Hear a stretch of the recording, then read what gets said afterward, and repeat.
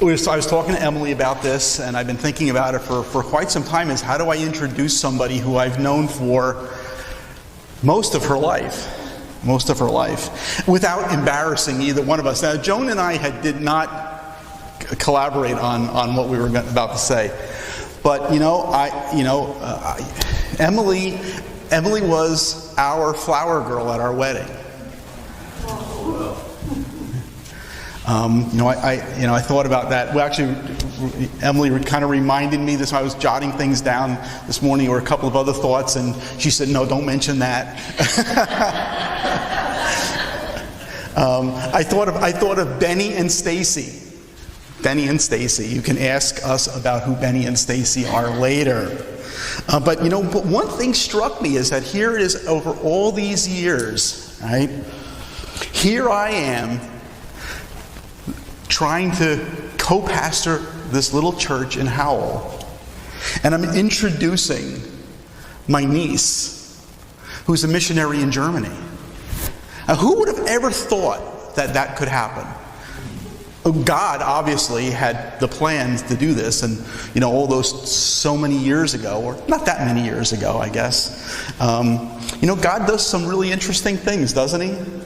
That here we are. It's really incredible, and it's His grace, and it's a gift, isn't it? It's a gift that we get to do this, and if you're fortunate enough, and you could speak to her later about reading her newsletters, if you're fortunate enough to read through her experiences in Germany, and she's going to talk about them in a few moments, but I kept thinking about her ministry and her desire to share the gospel with the world. As Joan said, from a very early age. And I could commend her parents for instilling that in her. And what strikes me always when I read or listen to her is her faith. And we've been talking about that over the last several weeks in the book of Hebrews, about faith. And this person is not mentioned in the book of Hebrews because Hebrews is about Old Testament people, but I thought of Philip. And he's in Acts chapter 8. The overall message, I think, for this morning is the Great Commission from Matthew chapter 28. I take a look at it when Jesus says, go and make disciples of all nations. Go. That's what He told us to do. Go. Philip, we meet him in Acts chapter 8, and throughout Acts and throughout the Gospels, Jesus always seems to be sending people someplace, right? He's always telling people, we're going to go here, we're going to go here, I want you to go and do these things. We have a sign in the back of our church that says, you're entering in the mission field. Everything outside of these four walls is the mission field, whether it's Germany or whether it's in Howell or Lakewood, right? And each one of us in this room, every believer, has a role to play in this. Whether you feel as though that you're called to be a missionary, or you're blessed to be able to support somebody who is a missionary. That's your role to play. And so as we read through Scripture and we see that Jesus, we're watching this in The Chosen, if you've seen The Chosen at all. Jesus gathers a few fishermen, right? A tax collector, a prostitute, these ragtag people, all right? He gathers them together and He sends them out with His message of the gospel. And then, incredibly enough, He passes it on to us to do the same thing. But there's one main thing I think that I've learned from Emily over these years is something that she had said, I think the last time that she was here, I think. She can correct me if I'm wrong. That a disciple doesn't play it safe. A disciple is on a mission. And a disciple trusts God. We trust Him. Philip, in Acts chapter 8, had this thriving ministry in Samaria. He proclaimed Christ. Crowds gathered. They saw the signs and wonders that He did. Unclean spirits came out, right? People who were paralyzed or lame were healed. Right? And the scripture tells us that there was much joy in the city. And then God comes along and sends an angel that says, Philip, I want you to go south to Gaza, which is described as a desert place. Now, I'm not sure if Emily would consider Germany a desert place, but from what I've read, Europe is a decidedly post-Christian area. It seems to be, from what I can gather, atheistic and humanistic. Germany, the birthplace of Martin Luther, the birthplace of the Protestant Reformation, which is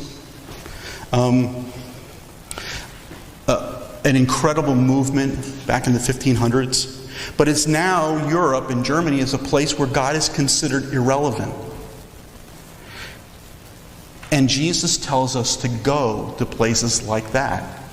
And that's where Emily went. And so Philip arrives in Gaza, in this desert place. You know, we like to think about staying on the mountaintop a lot, and we like those mountaintop experiences. But the work is done in the valley, and that's where the fruit is. Philip might have protested. He might have reminded God about how successful his ministry was in Samaria. But he obeys God, and he goes to Gaza, no questions asked. And I imagine Philip getting on the bus in Jerusalem and traveling down the road, the Jerusalem to Gaza Express maybe, and he gets off the bus with his bags, and he stands there in the middle of this desert land and says, now what? And that's where faith comes in. Faith means following God and trusting God for the rest. And then as he's standing there, this caravan comes by, and God says, you see that caravan? There's an Ethiopian in there, a eunuch. I want you to go up to him and I want you to share the gospel. And Philip obeys. And then the Ethiopian heads back to Ethiopia and shares the gospel with the rest of the country. And that's why God sent Philip there. We were watching The Chosen, and we see the woman at the well. And it was only Jesus who could see something in that woman that no one else could see. Someone who would hear the gospel and share it with an entire village. Obedience and faith go hand in hand. They're inseparable. You can't have one without the other. In faith, you may not understand what God is doing, but you trust Him. Sometimes it's easy to think of all the ways in which we could serve God. Right? The way that He could use us. You know, it's easy to say to God, well, you know what, God? I am really a good organizer. I'm good with numbers. I can build things. These are all of my talents that I've got. And you can use me. And don't get me wrong, having people in the church that can do those things is a great thing. But let me ask you a question. What happens when God calls us and we don't have the skill set? What happens when God calls you to something and you say, I got nothing to offer? How often do we go before God and we ask Him all the details about what you've just called me into? Where are you sending me? How am I going to get there? Why am I going? Should I bring a change of clothes? You know, think about all the things that we ask God. I can't go, God. I don't know how to speak German. I can't teach those people because I don't know how to speak Portuguese. I don't even know how to teach.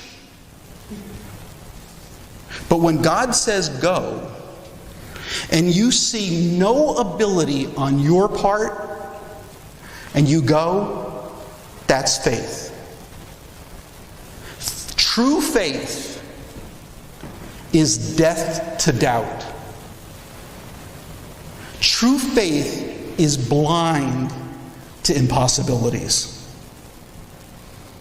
There's no word worse, I think, than saying it's impossible when God calls you to do something. God calls you to do something, you say, well, it's impossible. Wrong. Consider this as I close. What would happen if you gave up the day before God was about to send His blessing? The important thing here is that God will honor your faith. Any failures along the way, Joe and I were talking about it this morning. Faith in the midst of failure. All our failures along the way, and this is something that Joe and I have been struggling with when we're thinking about these heroes of the faith in Hebrews 11. And we're looking at a bunch on the outside of losers. But they had one thing going for them. They had faith. They messed up along the way, but they had faith. All of our failures, they're going to be set aside, but God will remember your faith. You know, we live in a world that is hostile to Christianity. Really, we live in enemy territory. And when Jesus gave us the Great Commission, He was sending us to the desert. He was sending us to enemy territory. As Jesus says, as sheep among wolves. And it's into this world that Emily stepped into in faith. So, I'm going to invite her up. Good morning. It's so fun to be back here and see all of you. It's been a lot of years since I've been back, so it's fun to come back and share a little bit of what's happening in Germany. I've been in Germany now about 7 years, in Berlin going on 5. And I serve with Reach Global in Berlin, Germany, where our vision as a team really is to see transformation throughout the city of Berlin. Berlin today is a city where about 1.7% of the population identifies as Christian, so just under 2%, which is a very small church in a city of about 4 million. But Berlin and Germany as a whole, we see as a place that has huge influence on a global scale. That what happens in Berlin shapes what happens in Germany, what happens in Europe, what happens in the world today, and throughout history. There's a quote, a German seminary professor told us once that if you can change the heart of a German, you can change the world.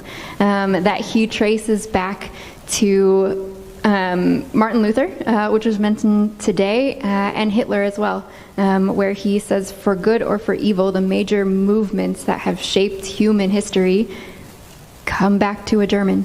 And that is still the place that we see Germans holding in the world today, that we believe what happens in Germany matters for the world. And so that's our heart as a team, is to see more Germans whose hearts are transformed by the gospel in a way that goes beyond Berlin and really has an impact around the world for the gospel.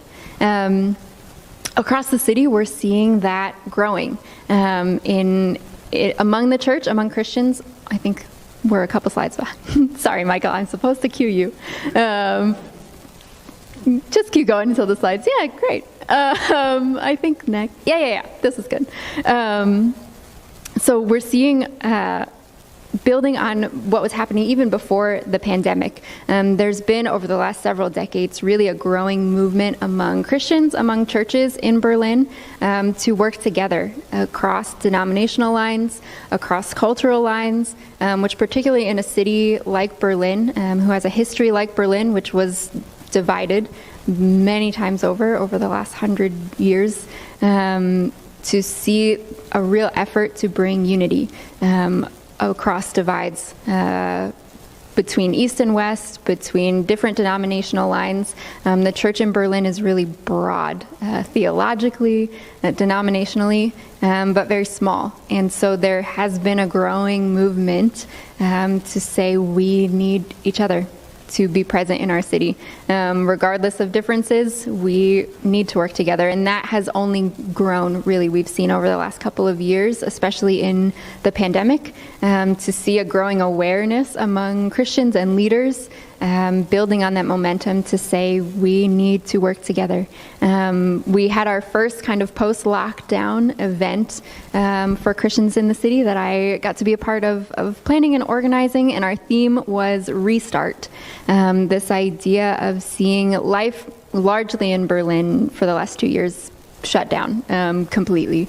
Was a very different form of lockdown, I think, in Europe than in a lot of places in the States. And so to see kind of a restart of people's lives, of cultural life, of city life, and to see an opportunity in that as the church. And so our heart was to come together as Christians and really learn together and think through together how to lean into this new season of restarting, to be present with our neighbors, with Berliners, to come up with ways to engage the new questions that we're seeing people ask, and new openness to spiritual things that has grown significantly in the last couple of years, particularly in a lot of ways because of the pandemic, and questions that people are asking that they were not asking 2 years ago, and a new openness to new thoughts and ideas, which is a huge opportunity for the church to lean into.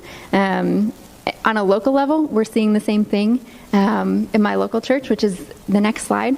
And I am a part of a small church plant in kind of the heart of former East Berlin. This is one of our outdoor services over the summer. And we have seen growth throughout the pandemic. We're a church of about 60 people or so.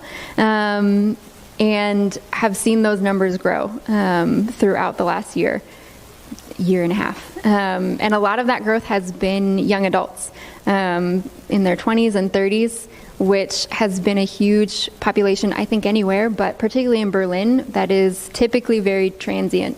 And so people are lonely. There was an article a few years ago that named Berlin the capital city of loneliness, that I think in any major urban setting, but there's something about Berlin that is just lonely. It's easy to be lost and anonymous in the city. And so all of those factors combined with a pandemic and lockdown and isolation, amongst all of the challenges that brought for people, we also saw it draw people to communities like ours, churches who are family, living life together and carrying each other, and so have gotten to be a part of kind of shaping a new ministry, a new group of bringing those young adults into our church, of investing in them and really finding their place in our community, both as a church and as a neighborhood, which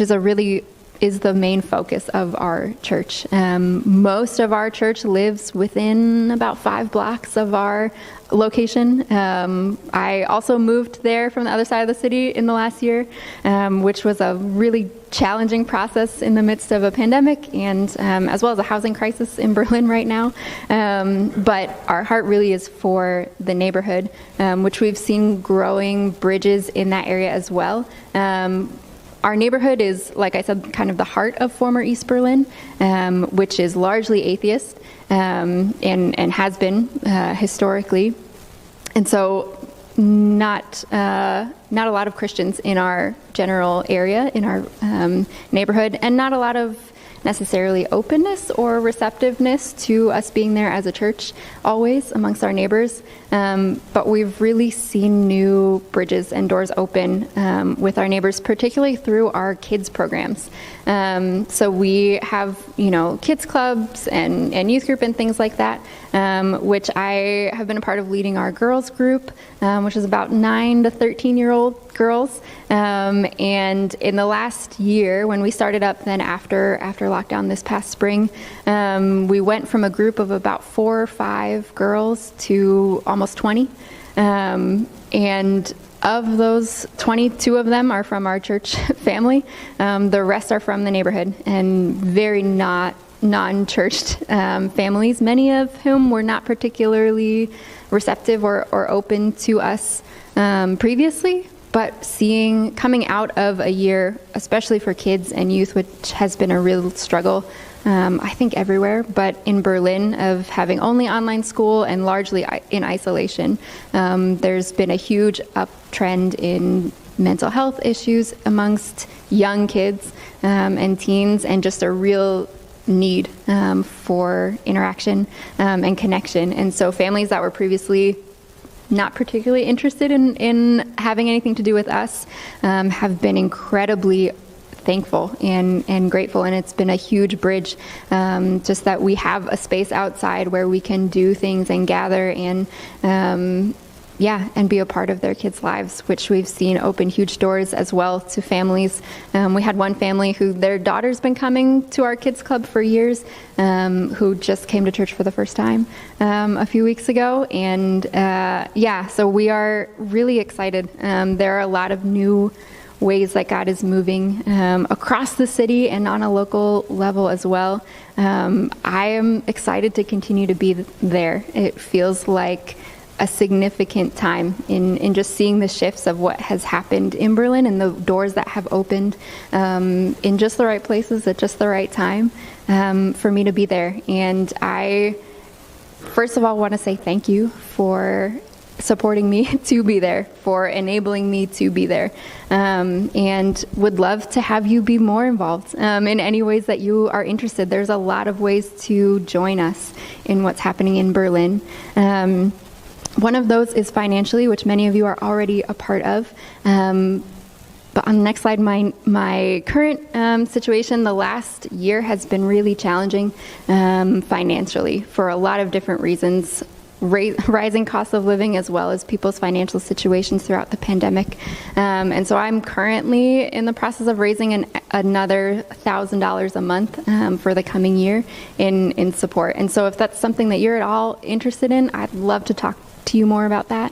I'd love to also have you join me in praying. I do send out regular updates of what's happening in Berlin and ways to be praying as a part of that, and I would love to share those with you if you're interested in that. There's a sign-up sheet on the back table as well. You can leave your email, and I would love to add you to those. And then in addition to financially and in prayer, we would love to have you join us in person in Berlin. Our team is always looking for people with a heart for the local church and for the city. And so we have opportunities to come for a summer, for 2 years, for longer. And if that's something that you are interested in or know someone who would be interested in knowing more about that, I would love to share more information about that. I'll be around after service as well, but I also, if we've got more time to go, I would love to open it up for just general questions. What are things that you're interested in, would want to know more about, would love to take questions. Yeah.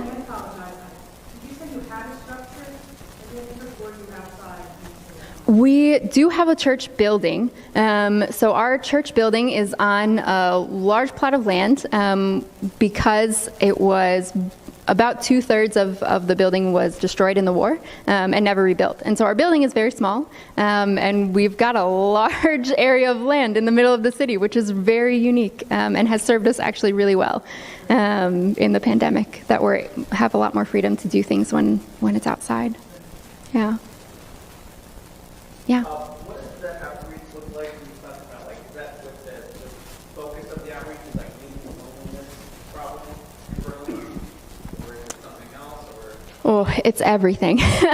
I mean, among our church, but among our team as well within Reach Global, we are in a lot of different areas and districts and neighborhoods of Berlin, really supporting local ministries. That really is our heart as Reach Global, is to come alongside German leaders and pastors and ministries who in Berlin, there's no shortage necessarily of leaders or ideas or ministries, but really a shortage of help.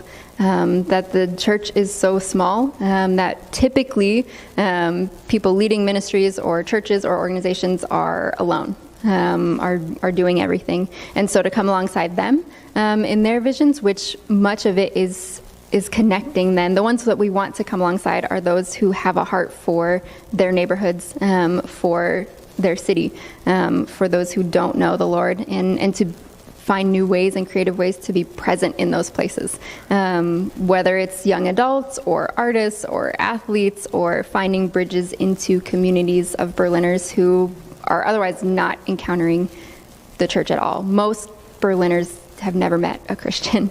And so a lot of our ministry is just being present in those places as a Christian for them to interact with as a first step. Yeah. Yeah. Do they speak English, German, or both? It depends on where you are in the city. It depends on where you are in the city. In your church? Oh, in my church is all German. So most of my life is in German at this point. There are places in Berlin where people mostly speak English, but typically the further east you go and the more... I mean, we do have some English speakers, but typically in our neighborhood, most people are Germans. Yeah, yeah. That segues into my question. Yeah. Would you say that you're fluent in the language now? And for those of the people that are thinking about coming, are there classes? Yeah, I am at this point. We, as our staff, spend our first year in Berlin in full-time language school. And so I did that, and you come pretty far in a year, and then you learn in life and keep going. But no, I did not know German before I went. But that is a big piece of our ministry as well. What type of activities for you youngsters that you were talking about, the kids from? Yeah. What type of activities do other ministries? Oh, a lot of different things, a lot of games. So our group most of them are 10, 11-year-olds, and so anything that they can run and scream is really a good seller, or food when it's possible with COVID. So we typically do a variety of things, whether it's games or a craft time or we took them paddle boating, things like that, coupled with then each week we do a small, it would be called like an input, like a 5 to 10 minutes about something spiritual, or in life. A lot of them, I mean, they all come from very atheistic, non-churched backgrounds, and so have really no background in even basic, I mean, things like, in my neighborhood, things like the Christmas story is new information for a lot of people, particularly in former East Berlin.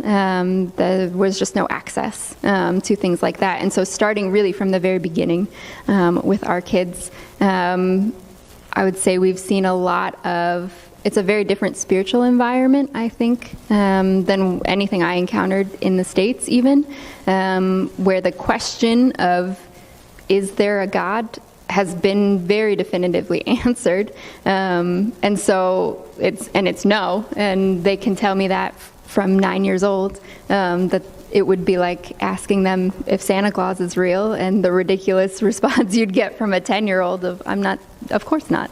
And so honestly, our heart, even as leaders, is a first step is to say, my goal for the year or for their lives would be, I would love for it to be a question at some point. Would love for it to be a mate. I don't know. Is there a God?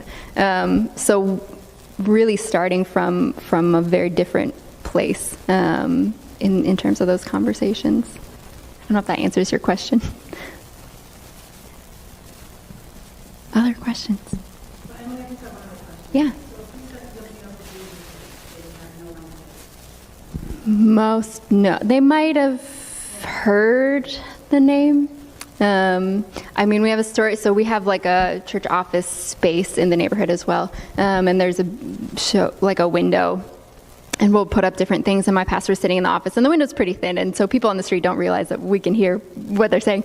But we had information, it was right before Easter, and we had, some card or something about Easter. And a couple stopped, and my pastor was in the in the office area, and they were reading it and talking about it. They said, "Oh, this is ridiculous. These Christians, they take everything. Now they're making Easter a Christian thing, and they take all of our holidays and they make it a church thing, and now they've taken Easter from us." And he came back at some point, and ran into my pastor on the street, and so they were talking, and he said, I went home and I Googled this, and I found out this is a Christian thing. I didn't know Easter was a Christian holiday. Who knew? I thought it was just, a festival. And so things like that was new information. Yeah. So they celebrate Christmas, but it's like Oh, yeah. just Santa kind of a thing? Well, it's a lot of like tradition and family, and there's a lot of tradition and ritual. My roommate who I lived with for my first 4 years was not a Christian and was a German, and I've never met anyone who loved Advent more. I mean, Advent candles, Advent wreath, and it's a very German tradition. They all celebrate Advent as a whole season, but has nothing to do with anything religious or spiritual. It's just sort of a cultural tradition. Yeah. My nephew went to China. Yeah. He spent 5 years in China. So he spent 5 years in China as a missionary. Okay. And learned the language, the whole 9 yards. One of the things that he said to me, he says, come the holidays, you would go to the mall or any place like that, and they're playing music, but they don't do the lyrics.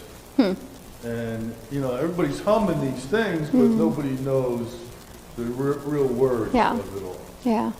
And he says, once he expressed what the words were, people were like in shock that, why didn't they give us this information from the beginning? And it's more of a government thing that's holding everything. Sure.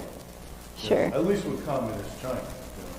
Sure. Is that how Yeah. it is in Germany, that they don't push the holiday? You could turn on the TV and somebody will say, I'm going to pray for you. Okay. You don't see that on TV there? No.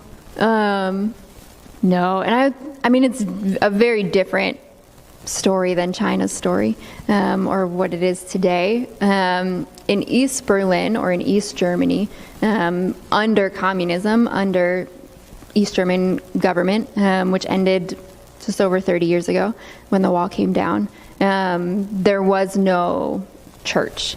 It wasn't necessarily overtly outlawed, but you had very different opportunities in life as a Christian than others, and churches were highly regulated or closed down, either by the Nazis or by the East German government after the war.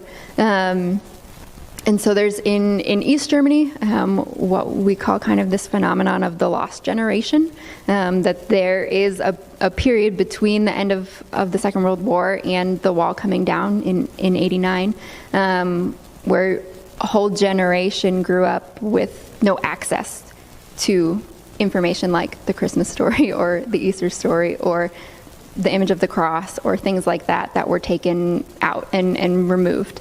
And so that's kind of where you get this phenomenon of, it wasn't necessarily stamped out or oppressed like in China, but it was removed from people's access. And so there was just not access to things like that. And it is coming back in large efforts from missionaries from Western Germany. A lot of, I would say almost all the pastors I know in Berlin were born in Western Germany and moved into Berlin. And so that's still very much a different scenario and a different context spiritually and economically and in almost every culturally between East and West Berlin and East and West Germany is kind of where you get that phenomenon then as well. I was kind of in thinking about what you had said about, you're in East Berlin. Yeah. And from what I remember from history is that Berlin having been divided, but the surrounding area was East Germany. Yeah. And when the wall came down, it sounds to me like that the East German side was more influential over the West German side when the two came together, or no? I don't know necessarily. I think You were saying that the pastors are from West Germany, right? but Germany overall seems to be, yeah. I mean, more secularized. I don't know that that's necessarily came out of East Germany, maybe partly. Okay. But I think as a whole, I mean, Europe has gone that way over the last century, probably, has become much more atheistic, post-Christian, postmodern, which is sort of almost a natural progression of things in some ways, to come back around to, it was a very cultural thing. Christianity was the main source of power, and in many countries, in Europe particularly, was the government as well, which was a piece of, I would say, almost the downfall of the church in Germany, was that it was the ruling government as well, which then, as it went in different ways, I mean, for many people, there today, throughout history, there's been a lot of ups and downs within the German government, but for people today, the church, or the state church of Germany, is largely associated, and still in older Germans' minds, with the Nazi Party, that it was the mouthpiece of the Nazi Party. Much of that was preached by the church, from the church, through the church, and so you have this then backlash against that, to say, in society, we have evolved beyond that, and the things associated with this image of church. And so almost starting from a blank slate of saying we have to redefine what is church, because even that word means something very different to a German than it does to us, and has very different things associated with it. So I think that's a lot of the reaction then, to move away from that, or to, in their minds, have evolved beyond it, to say, clearly we don't think that way anymore, or live that way anymore, and so we want nothing to do with that. I don't know if that makes sense. Yeah.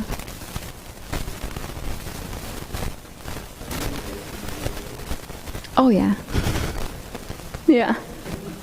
Berlin as a whole is a pretty safe city. I mean, it's a city like any other, but I've never felt unsafe in Berlin. Yeah.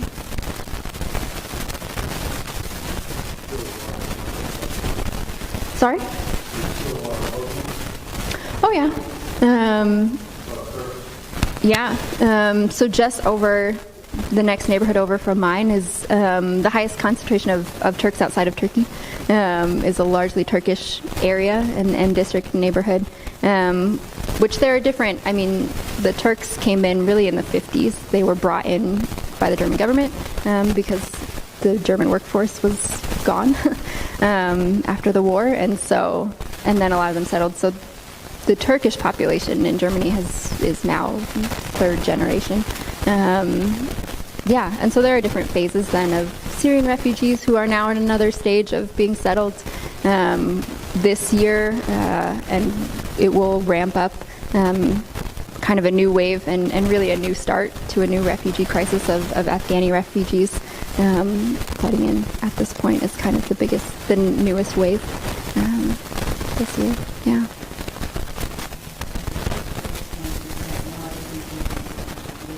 Yeah.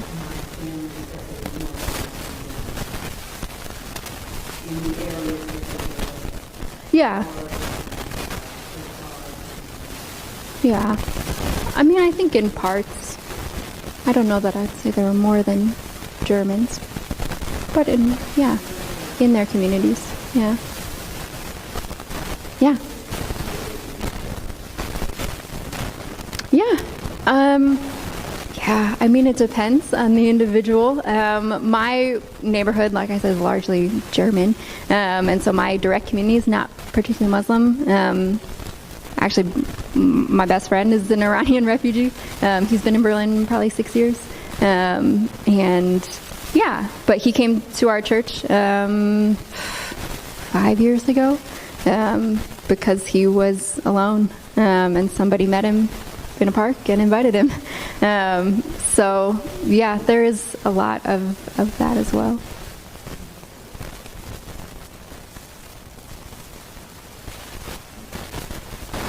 Yeah.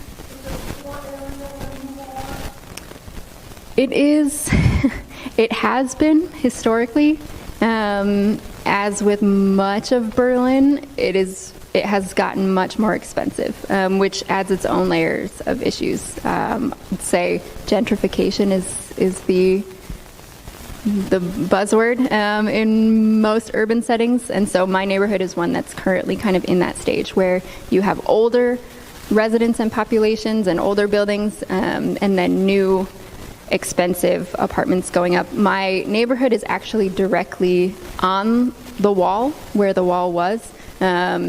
Our neighborhood is a piece of former east that actually juts out into former west, and so it was surrounded on three sides by the wall, which when the wall was up, there was also a strip of land that was cleared around it, where the guard towers were and things like that.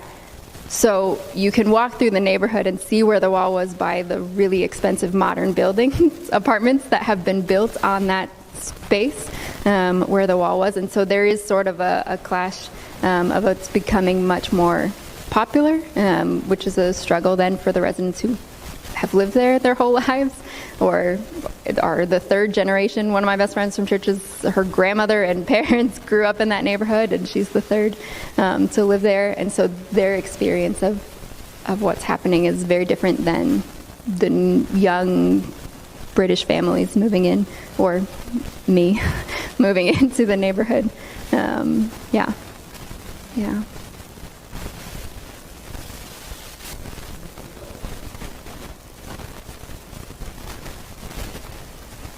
Thank you. Yeah. Thank you. guys. Thank you.